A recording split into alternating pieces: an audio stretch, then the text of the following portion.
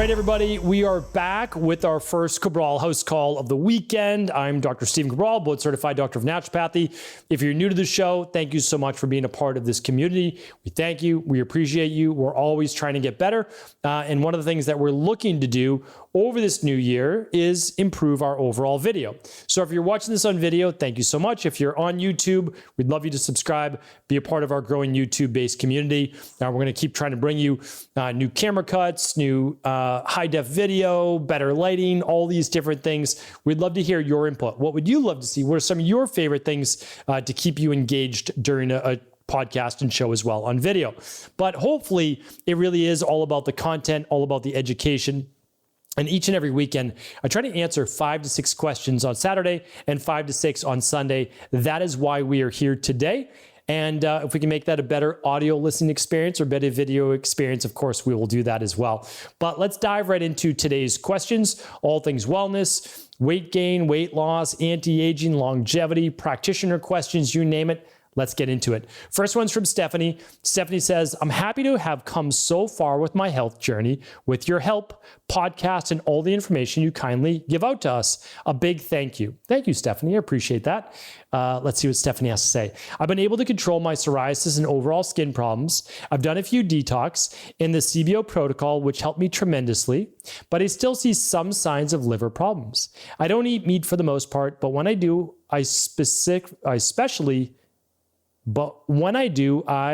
do specially meat from another country, and I notice my one psoriasis skin spot will start to flare, and I do feel somewhat my liver swollen. I've been checked out before on sonograms, and liver seems to be healthy, although I can cut animal protein. I wanted to know what test to perform or how to fix this once and for all. I'm certain it's the animal protein. As soon as I eat it, I see the flare the next day. Oh, this is okay. This is really interesting. And so I'm happy to help. Again, I always like to share with you. So first, I always read the question as it comes in. Second, I never prep ahead of time. So these are questions that I just see for the first time. But what I like to do is rely on my 25 years or so in the health and wellness and fitness-based industry. So I've been doing this now since about 1996, 1997. And obviously we've gotten better over the years, right? I don't think I would ever have done a podcast, nor should I have, for the first 10 years really of my career. I was learning, I was growing, but now we have hundreds of thousands of case studies, and I want to share this with you. So here's the interesting thing.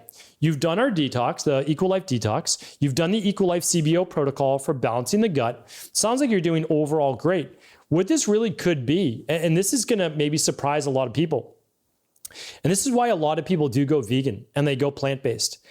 It is not always the animal protein that's the problem, but the lack of stomach acid. And that would affect your liver, your gallbladder, and believe it or not, your psoriasis. It may be that one little thing that you've been looking for, which would be fascinating if that's what it is. And you know what? I always read my Instagram DMs. And so, Stephanie, I can't answer questions on Instagram DMs. So please, I'm not able to. I answer them on the weekend here on the show. I get hundreds, but I read all of them.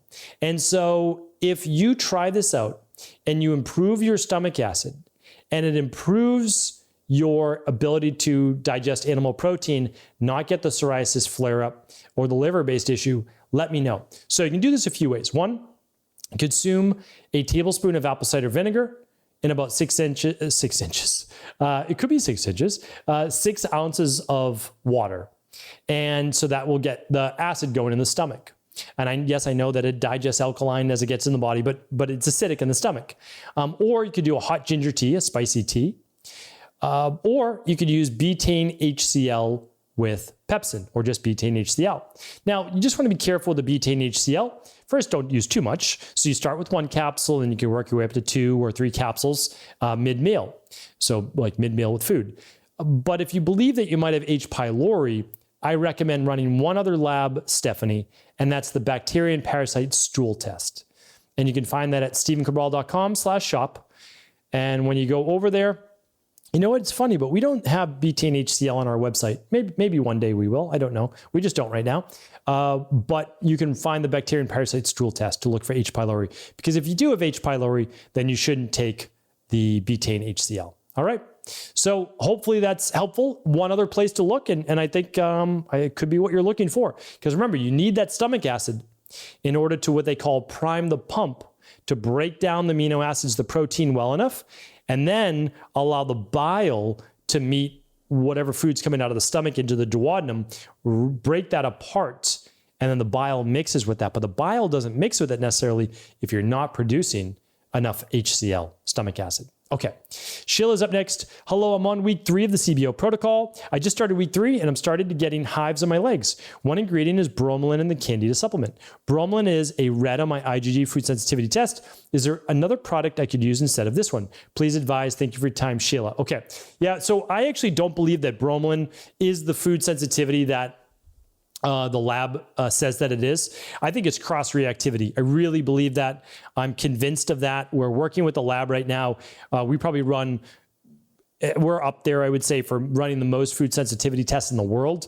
This is never showed up like that. This is a new change with the lab company. The food bromelain didn't change, the enzyme. Bromelain is literally an enzyme from pineapple that helps to break down proteins, essentially. It's a proteolytic enzyme. I don't think it's that, but it could be. There's no doubt about it. Here's how you'd know. You would cut out all the ingredients. You would cut out just bromelain and keep all the other ingredients in. And so that would be that's the challenge to do, but you could certainly do that. And then our team would be able to then, your health coach would be able to work with you on saying, okay, I could use this, this, and this. So let's say you can't use bromelain, and you're using that in one of your antimicrobial products, you could use GI Balance instead. So just keep in mind, I don't get these questions for about 12 weeks after you write in. So I just want to make sure that whenever you have a question like this for like how to just immediately change on a protocol, just write in. Like honestly, we'll help you with that. So you can just write into cabralsupportgroup.com, or you can even write in if you want to support@eco.life. So happy to help you with that. But if it's the antimicrobial product, you can use GI Balance. If it's one of the enzyme products, that we can get you an enzyme without the bromelain. Yeah, for sure. But I just don't think that's it. I think you're reacting to something else potentially. But again, I can't give you any medical advice, medical diagnosis, medical cures, or medical treatments. You very well may be having a die-off. And what we do is we then usually back off a little bit, and then we ramp back in a little bit slower so your body can keep up. All right, Eric is up next. If I have too high and too low pattern on my minerals and metals test, would you recommend infrared sauna 4 to 5 times a week? I have high levels of mold in my body, and I'd like to start working on detoxing it out, but it seems like my sodium, potassium, and are both quite low, and I'm wondering if it's a good idea. With that being said, if I did sauna that much a week, how much sodium, potassium might you use to replenish? Thank you. Okay, so this is super important. This is literally a public service announcement. Do not read your own minerals and metals test. Please do not read your own functional medicine tests. Have an integrative health practitioner level 2 read your lab, or have an EcoLife coach read your lab. Because looking at your electrolytes, it does not mean that you're not getting enough sodium, potassium. When you look at a minerals and metals test, also called a hair mineral analysis, the first 4 numbers are calcium, magnesium, sodium, potassium. They look at the body's levels of essentially fight or flight and stress. They look at calcium being potentially drawn into the blood, magnesium combating fight or flight, sodium, potassium are looking at chronic stress with the adrenals in balance to a hormone called aldosterone. So it's not really that you're not getting enough sodium, potassium. It can be, but it's not necessarily that. So here's my recommendation, because I want to answer your question. Sauna, yes, you can do sauna 4 to 5 times a week. Again, I don't know your medical conditions, but sauna for most humans, amazing, 4 to 5 times a week. If it's too much for you, don't go in for as long, or turn the temperature down. Like that's the way that you do it. And you get used to it then for 20 minutes to 30 minutes. So I think that that's great. And I would love you to do it. And then in terms of sodium, potassium, we typically recommend inside the sauna, if you want, just bring in a glass of water with a pinch of sea salt and a squeeze of lime or lemon. So sea salt is the sodium and lemon or lime is your potassium. And how much do you need? Really, the salt is to taste. Whenever something tastes very salty, you're getting too much of it. You do a little bit less. So a little pinch of sea salt, do you taste it? No? Okay, let's add a little bit more. Do you taste it? Yeah, a little bit. That's probably the right amount. If you taste it and you're like, whoa, that's really salty, it's too much salt. So your body will always tell you how much you need. It really will. And because sometimes you need more, like literally based on the day, you might be sweating more. All right, so hopefully that's helpful. And then again, I can't recommend this enough. I know that you can get labs everywhere now. Run them with an integrative health practitioner level 2. I mean, that's my highest recommendation. You can find integrative health practitioners. They're not related to Equilife in any way, shape, or form. So I'm not promoting us at all, promoting the IHPs. You can go to integrativehealthpractitioner.org/practitioners. And you can find one that you like. Most of them do virtual, and they can help you get labs. They can answer all your questions. You can do health coaching with them. They're amazing, and I can't recommend them enough. All right. Brittany's up next.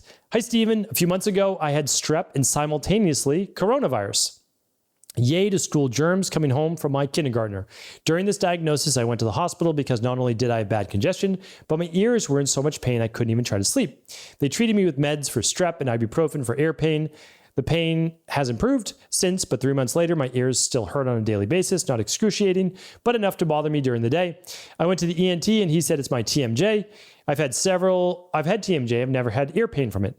It's interesting that my ear pain only started when I had bad congestion and strep and the virus. My hearing test came back fine. Any clue as to why my ears hurt? I'm desperate for help. Okay, so the ears often hurt from inflammation. So the inflammation narrows the passageway and could create pain. So it is possible that there is still some type of inflammatory process going on in your ears, literally. Could it be exacerbated by TMJ? Potentially. What's great for possibly both of those? Malt taping at night, keeping the mouth closed during the day, nasal breathing as much as possible. I would try that as long as you don't have any nasal. Even I have an awful deviated septum and I can still malt tape. It's not as easy as other people, that's for sure, but I have gotten used to it. So there's that. I'm going to be recommending like my favorite malt taping brand in just a couple weeks. I've just wanted to give a couple weeks worth more of testing because I've recommended many brands in the past, but this brand is very popular. Many people are using it. And I talked with the founder, seems fantastic. So I wanted to try it out, but I always like to give it at least 1 to 2 months, usually closer to 2 months before I recommend anything. Okay. So malt taping, advocate of that.